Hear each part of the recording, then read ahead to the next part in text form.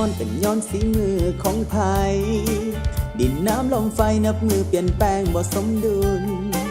ขั้วโลกเหนือใต้น้ำแข็งละลายพังมุนทั้งสัตว์และคนมีผลกระทบตามกันมีบางโรงงานก็ปล่อยน้ำเสียควันพิษออกปนเปื้อนเมฆหมอกลงสู่ห้วยน้ำลำธารสภาพแวดล้อมเสื่อมโทรมลงทุกวันจนคนเฮานั้นมีสุขภาพที่บ่ดี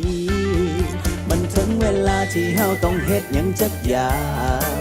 ถ้าปล่อยไว้นานโลกมนุษย์ต้องสูญพันธุ์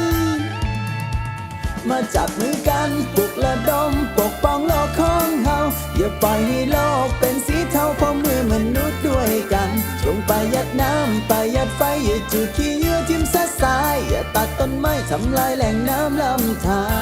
รเริ่มจากบุคคลสู่ชุมชนทุกคนให้เป็นเจ้าการเพื่ออนาคตโลกเฮานี้จงรักษาให้ยาวนานเฮ็ดเพื่อลูกเพื่อหลานรุ่นใหม่ได้อยู่อาศัยโลกเฮานี้ถ้าบ่มีน้ำสะอาด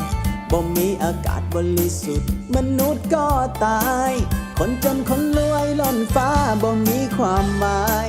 บ่ล่าบ่สวยสั่งโลกหน่วยนี้ให้มันน่าอยู่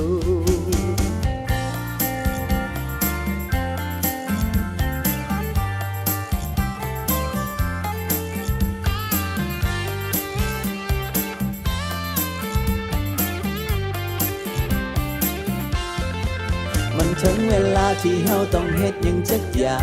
งถ้าปล่อยไว้นานโลกมนุษย์ต้องสูญพันธุ์มาจับมือกันปลุกระดมปกป้องโลกของเฮาอย่าปล่อยให้โลกเป็นสีเทาเพราะมือมนุษย์ด้วยกันจงประหยัดน้ำประหยัดไฟอย่าจุดขี้เยื่อทิ่มซะสายอย่าตัดต้นไม้ทำลายแหล่งน้ำลำธารเริ่มจากบุคคลสู่ชุมชนทุกคนให้เป็นเจ้าการเพื่ออนาคตโลกใบนี้จงรักษาให้ยาวนานเฮ็ดเพื่อลูกเพื่อหลานรุ่นใหม่ได้อยู่อาศัยโลกเฮานี้ถ้าบ่มีน้ำสะอาด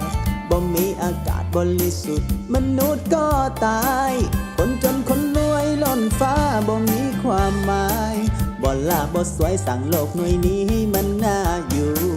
มาจับมือกันสั่งโลกของเฮาให้เป็นสีเขียว